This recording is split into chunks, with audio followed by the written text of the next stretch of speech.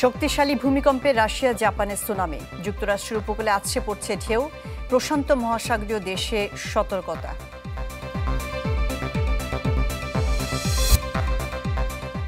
সাত দিনের রিমান্ডে সাবেক প্রধান বিচারপতি খায়রুল হক, আবু সাইদ হত্যায় অভিযোগ গঠনের আদেশ ৬ আগস্ট।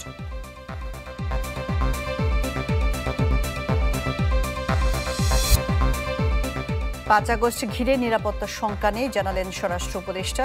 রাজধানীতে বিশেষ অভিযানে ১৮৬ জন গ্রেপ্তার। গুলশানে চাঁদাবাজি করা রিয়াদের বাসা থেকে ২ কোটি টাকার চেক উদ্ধার, কলাবাগান থানায় মামলা।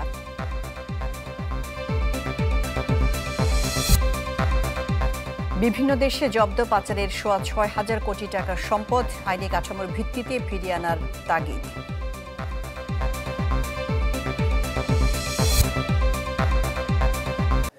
রাশিয়ার পূর্ব উপকূলে আঘাত এনেছে ৮.৮ মাত্রার ভয়াবহ ভূমিকম্প। এতে সৃষ্ট সুনামিতে রাশিয়ার বন্দর শহর সেভেরোকুরিস্কের কিছু অংশ প্লাবিত হয়েছে। জাপানের কিছু অঞ্চলেও আঘাত এনেছে সুনামি। ২০ লাখেরও বেশি মানুষকে সরে যাওয়ার নির্দেশ দেওয়া হয়েছে। যুক্তরাষ্ট্রের হাওয়াই দ্বীপপুঞ্জে আছড়ে পড়ছে ঢেউ। ক্যালিফোর্নিয়াতে বাজছে সতর্কতা সাইরেন। ৮.৮ মাত্রার ভূমিকম্প, এরপর সুনামির আঘাত রাশিয়ার পূর্ব উপকূলে। বুধবার সকালে কামচাটকা উপদ্বীপে আঘাত হানে শক্তিশালী ভূমিকম্প, যাতে ভেঙে যায় বেশ কিছু ঘরবাড়ি। নিরাপদে সরিয়ে নেওয়া হয় বাসিন্দাদের। যুক্তরাষ্ট্রের ভূতাত্ত্বিক জরিপ সংস্থা বলছে, রাশিয়ার পেট্রোপাভলভস্ক কামচাটস্কি শহর থেকে ১৩৬ কিলোমিটার পূর্বে আঘাত হানে ভূমিকম্পটি। এরপরই ১০ থেকে ১৩ ফুট উচ্চতার সুনামির ঢেউ আঘাত হানে বন্দরনগরী সেভেরোকুরিস্কে, যাতে প্লাবিত হয় অনেক এলাকা। নিম্নাঞ্চল থেকে উঁচু স্থানে সরে যেতে বলা হয় স্থানীয় বাসিন্দাদের। দুর্যোগপূর্ণ পরিস্থিতিতে জরুরি অবস্থা জারি করা হয়েছে সাখালিনের উত্তর কুরিল দ্বীপপুঞ্জে। বড় বিপর্যয় এড়াতে সেখানে বন্ধ রাখা হয়েছে বিদ্যুৎ সংযোগ। রাশিয়ায় ভূমিকম্পের পর প্রশান্ত মহাসাগরীয় অঞ্চল জুড়ে জারি করা হয় সুনামি সতর্কতা। একে একে সুনামি সতর্কতা দিতে থাকে জাপান, যুক্তরাষ্ট্রের হাওয়াই, চীনের কিছু অংশ, ফিলিপাইন, ইন্দোনেশিয়া, পেরু, ইকুয়েডরের গোলাপাগোস দ্বীপপুঞ্জ সহ বিভিন্ন অঞ্চল। পরবর্তীতে জাপান, হাওয়াই ও আলাস্কাতে আঘাত হানে সুনামির ঢেউ। জাপানের অন্তত ২০ লাখ মানুষকে নিরাপদে সরিয়ে নেওয়ার নির্দেশ দিয়েছে প্রশাসন। সরিয়ে নেওয়া হয় ফুকুশিমা পারমাণবিক বিদ্যুৎ কেন্দ্রের সব কর্মীকে। দুর্যোগ মোকাবিলায় যুক্তরাষ্ট্রের জনগণকে প্রস্তুত ও সতর্ক থাকার আহ্বান জানিয়েছেন মার্কিন প্রেসিডেন্ট ডোনাল্ড ট্রাম্প। সুনামির প্রভাবে চীনের উপকূলীয় এলাকায় শুরু হয়েছে ভারী বৃষ্টিপাত। জনগণকে সতর্ক অবস্থানে থাকার পরামর্শ দিচ্ছে প্রশাসন। রাশিয়ায় আঘাত হানা ভূমিকম্পটিকে বিশ্বের ইতিহাসে ৬ষ্ঠ ভয়াবহতম ভূমিকম্প বলে দাবি করেছেন হাওয়াই বিশ্ববিদ্যালয়ের ভূতত্ত্ব ও টেকটনিক বিভাগের সহকারী অধ্যাপক হেলেন জানিশেভস্কি। ১৯৫২ সালে কামচাটকায় আঘাত এনেছিল শক্তিশালী পঞ্চম ভূমিকম্পটি। রাখি জেসমিন, চ্যানেল 24। জুলাই গণঅভ্যুত্থানের মাসব্যাপী কর্মসূচির অংশ হিসেবে ঢাকার আশুলিয়ায় প্রতিবাদ সভা করছে ঢাকা জেলা বিএনপি। এ বিষয়ে আরও জানাতে সেখান থেকে যুক্ত হচ্ছেন আহমেদ সোহাগ। আশুলিয়াতে বিএনপির যে প্রতিবাদ সভা হচ্ছে তা নিয়ে সবশেষ খবরাখবর আমাদের জানান।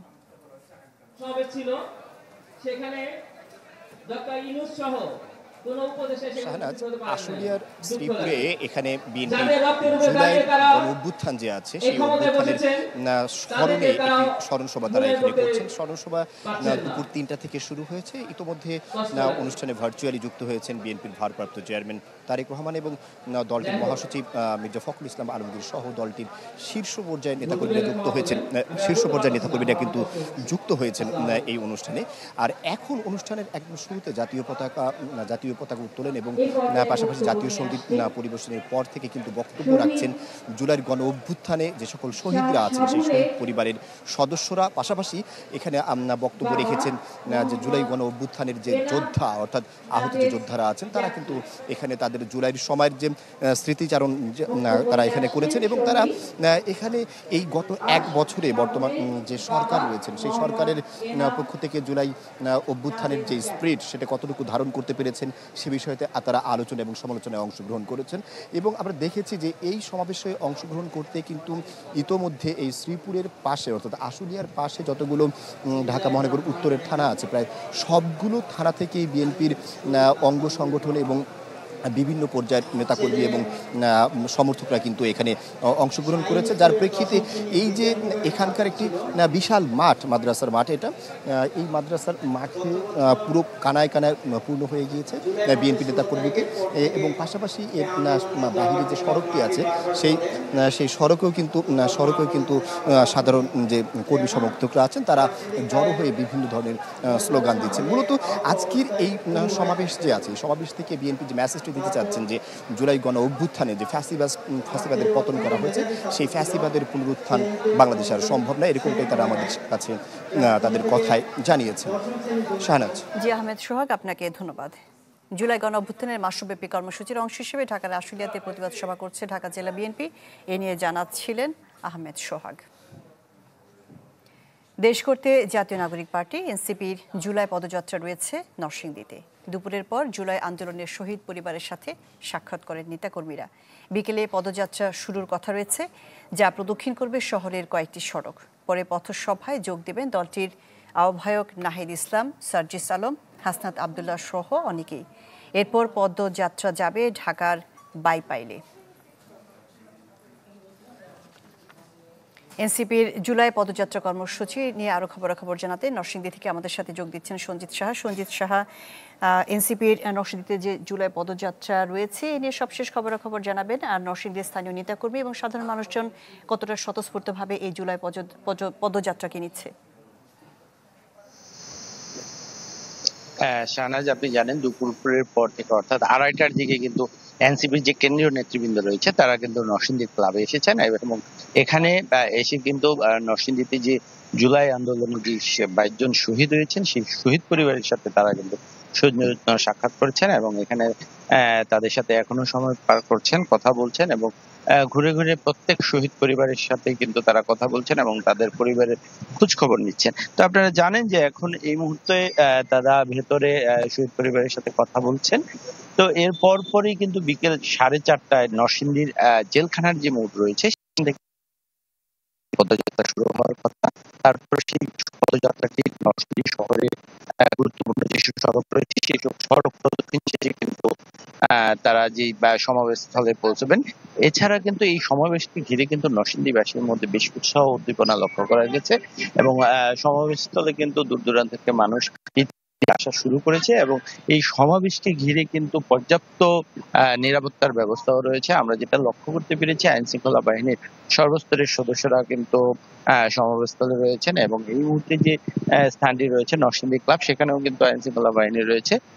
কিছুক্ষণের মধ্যেই কিন্তু তারা এখান থেকে বের হবেন এবং পদযাত্রায় অংশ নেবেন বলে আমাদেরকে জানিয়েছেন। বিকাল 4:30 নাগাদ তারা অংশ নেবেন। তো এই ছিল এখানকার সর্বশেষ অবস্থা। শাহনাজ। জি সঞ্জিত সাহা, আপনাকে ধন্যবাদ। এনসিপির জুলাই পদযাত্রা কর্মসূচি এখন রয়েছে নরসিংদীতে। এই নিয়ে সবশেষ খবরাখবর জানাচ্ছিলেন সঞ্জিত সাহা।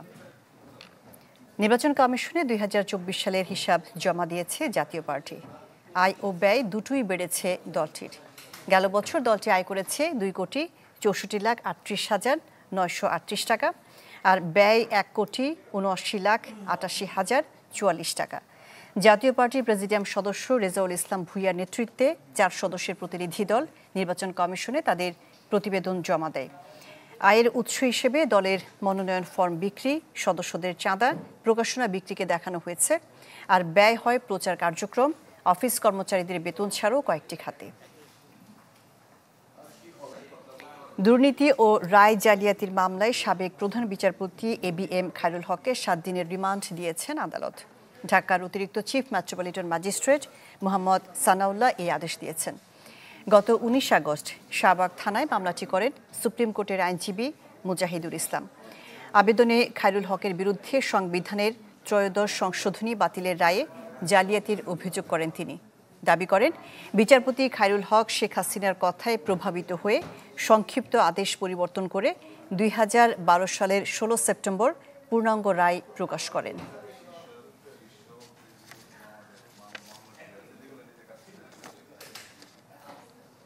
রংপুরে আবু সাইদ হত্যা মামলায় ৬ আগস্ট অভিযোগ গঠনের আদেশ দেবেন ট্রাইব্যুনাল। প্রসিকিউশন ও আসামি পক্ষের শুনানি শেষে এই দিন ঠিক করেছেন বিচারপতি নজরুল ইসলাম তালুকদারের নেতৃত্বাধীন ৩ সদস্যের বেঞ্চ। আজ দ্বিতীয় দিনের মতো শুনানি করে আসামি পক্ষ। এর আগে শুনানিতে সব আসামির বিচার শুরুর আবেদন জানিয়েছে প্রসিকিউশন। চিফ প্রসিকিউটর ট্রাইব্যুনালকে বলেন, বেগম রোকেয়া বিশ্ববিদ্যালয়ের ভিসি সহ ৪ জনের নির্দেশে হত্যা করা হয় আবু সাইদকে। তাই তাদের বিরুদ্ধে অভিযোগ গঠন করে বিচার শুরু হবে সঠিক সিদ্ধান্ত। গত ২২ জুলাই বেরোবির সাবেক ভিসি, রংপুরের সাবেক পুলিশ কমিশনার সহ ২৪ জনকে পলাতক ঘোষণা করেন আন্তর্জাতিক অপরাধ ট্রাইব্যুনাল ২। গত বছর ১৬ জুলাই রংপুরে পার্ক মোড়ে পুলিশের গুলিতে শহীদ হন বেগম রোকেয়া বিশ্ববিদ্যালয়ের ইংরেজি বিভাগের শিক্ষার্থী আবু সাইদ। ডিফেন্সের পক্ষে কোনো বক্তব্য উপস্থাপন করতে পারে নাই বলে আমাদের কাছে মনে হয়েছে। এই বিষয়টাই আমরা ট্রাইব্যুনালে তুলে ধরেছি এবং আমাদের বক্তব্য শেষ করেছি। আমরা দৃঢ়তার সাথে বিশ্বাস করি যে আগামী ৬ তারিখ চার্জ গঠনের দিন অনারেবল ট্রাইব্যুনাল ধার্য করেছেন ৬ আগস্ট, এবং সেই দিন চার্জ গঠিত হবে। ৭১ মানবতা বিরোধী অপরাধের মামলায় ব্রাহ্মণবাড়িয়ার সাবেক আওয়ামী লীগ নেতা মোবারক হোসেনকে খালাস দিয়েছেন আপিল বিভাগ। প্রধান বিচারপতি ডক্টর সৈয়দ রেফাত আহমেদের নেতৃত্বাধীন ৫ সদস্যের আপিল বেঞ্চ এই রায় দিয়েছেন। বাতিল করেন ট্রাইব্যুনালের দেয়া মৃত্যুদণ্ডের রায়। গত ৮ জুলাই মোবারক হোসেনের করা আপিলের শুনানি শুরু হয়।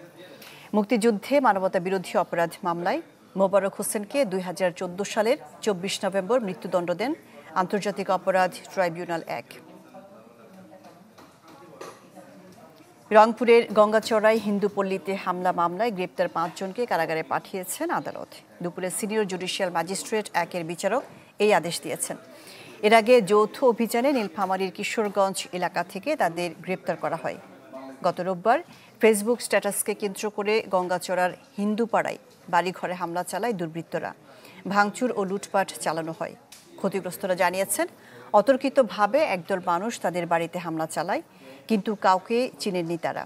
এরপরে জড়িতদের ধরতে অভিযানের নামে আইনশৃঙ্খলা বাহিনী। মাইকে ঘোষণা দিয়ে প্রকাশ্য দিবালোকে এই যে হামলা ভাঙচুর এবং লুটপাটের ঘটনা সংঘটিত করেছে, এই দায় থানা পুলিশ কিংবা জেলা প্রশাসন কোনোভাবেই এড়িয়ে যেতে পারে না।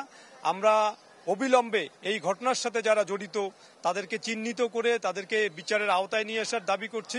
নীলফামারী জেলাধীন আপনার হচ্ছে কিশোরগঞ্জ এবং ওই এলাকা থেকে এসে এই যে অনভিপ্রেত ঘটনা ঘটিয়েছে, যা অত্যন্ত দুঃখজনক। আমরা জেলা পুলিশ এবং যৌথ বাহিনী এবং আমাদের জেলা প্রশাসন থেকে যথোপযুক্ত এইটা আইনানুগ ব্যবস্থা নেওয়ার জন্য আমাদের সাঁড়াশি অভিযান অব্যাহত আছে এবং পর্যায়ক্রমে আমরা যে আরো যে এই ঘটনার সঙ্গে জড়িত আছে তাদেরকে গ্রেপ্তার করার জন্য আমাদের অভিযান অব্যাহত আছে। ৫ আগস্ট ঘিরে কোনো ধরনের নিরাপত্তার শঙ্কা নেই বলে জানিয়েছেন স্বরাষ্ট্র উপদেষ্টা জাহাঙ্গীর আলম চৌধুরী। সচিবালয়ে সাংবাদিকদের তিনি জানিয়েছেন, রাজধানীতে বিশেষ অভিযান চালাচ্ছে ডিএমপি, পুরো বাংলাদেশে নয়। ৫ আগস্ট ধরে কোনো ধরনের কোনো নিরাপত্তার কোনো সমস্যা নেই, সবকিছু আল্লাহ দিলে ভালোভাবে হবে। এটা পুরা বাংলাদেশের না, এটা ডিএমপির একটা অভিযান হচ্ছে। এটা ডিএমপির কাছে জিজ্ঞেস করলে আপনারা ডিটেলস জানতে পারবেন। বিভিন্ন সময়ে বিভিন্ন প্রয়োজনে বিভিন্নটা করা হয়। ২৪ ঘন্টায় সাঁড়াশি অভিযানে রাজধানী থেকে ১৮৬ জনকে গ্রেপ্তার করেছে পুলিশ। এ তথ্য জানিয়েছেন ডিএমপির উপকমিশনার তালিবুর রহমান। সমসাময়িক বিষয় নিয়ে ডিএমপির মিডিয়া সেন্টারের সংবাদ সম্মেলনে তিনি জানিয়েছেন, গুলশানের সাবেক এমপির বাসায় চাঁদাবাজির ঘটনায় গ্রেপ্তার ৫ জনের মধ্যে রিয়াদের বাসায় অভিযান চালিয়ে ২,২৫,০০,০০০ টাকার চেক জব্দ করা হয়েছে। এ ঘটনায় কলাবাগান থানায় মামলা হয়েছে। গ্রেপ্তার চাঁদাবাজদের বিষয়ে রিমান্ডের পাশাপাশি তদন্ত চলমান রয়েছে বলে জানিয়েছেন তিনি। সাংবাদিকদের এক প্রশ্নে ওই পুলিশ কর্মকর্তা বলেন, জুলাই আগস্ট ঘিরে তৎপর আইনশৃঙ্খলা বাহিনী। রাজধানীর গুলশানের সাবেক সংসদ সদস্যের বাসায় গিয়ে ৫০ লাখ টাকা চাঁদা দাবি মামলার একটা ঘটনায় ৫ জন রিমান্ডে রয়েছে। তাদের একজনের বাসা থেকে ২,২৫,০০,০০০ টাকার একটা চেক উদ্ধার করা হয়েছে এবং এই ঘটনার প্রেক্ষিতে পৃথক একটি মামলা কলাবাগান থানায় প্রক্রিয়াধীন রয়েছে। সারা দেশে বিশেষ সতর্কতা নিয়ে সাধারণ মানুষকে আতঙ্কিত না হওয়ার আহ্বান জানিয়েছেন পুলিশ মহাপরিদর্শক বাহারুল আলম। চ্যানেল 24-কে তিনি বলেন, জুলাই আগস্ট ঘিরে আগে থেকেই তৎপর বাহিনীগুলো।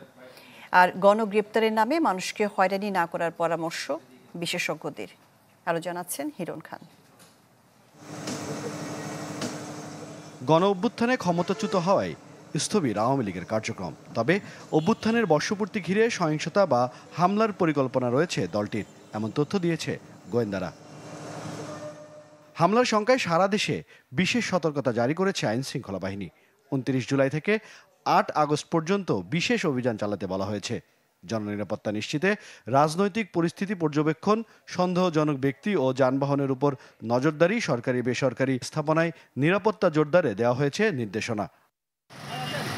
যদিও পুলিশ মহাপরিদর্শক চ্যানেল 24-কে জানান, জুলাই আগস্ট ঘিরে আগে থেকেই তৎপর বাহিনীগুলো। কিছু সেন্স করছে যে নাশকতা হতে পারে, এর জন্য তারা একটা অ্যালার্ট দিয়েছে। নাশকতার আশঙ্কাই ধরে নিয়েছি। তার স্পেশাল ব্রাঞ্চের যে অ্যালার্টটা, এটা তো এরকমই, কোথাও বোমাবাজি করলো, কোথাও একটা আগুন লাগিয়ে দিল, এগুলো এটা করেছে তারা। ঠিকঠাক তো এইভাবেই করে। জনগণকে আতঙ্কিত না হওয়ার পরামর্শ দেন পুলিশ প্রধান। আমরা সতর্ক আছি। আমি মনে করি যে জনসাধারণ আমরা এই দায়িত্বে আছি। আমি মনে করি যে তারা নিশ্চিন্ত থাকুন, আতঙ্কের কিছু নেই। গণগ্রেপ্তারের নামে অতীতে মানুষকে হয়রানির নজির রয়েছে, এবার সেদিকে নজর রাখার পরামর্শ অপরাধ বিশ্লেষকদের।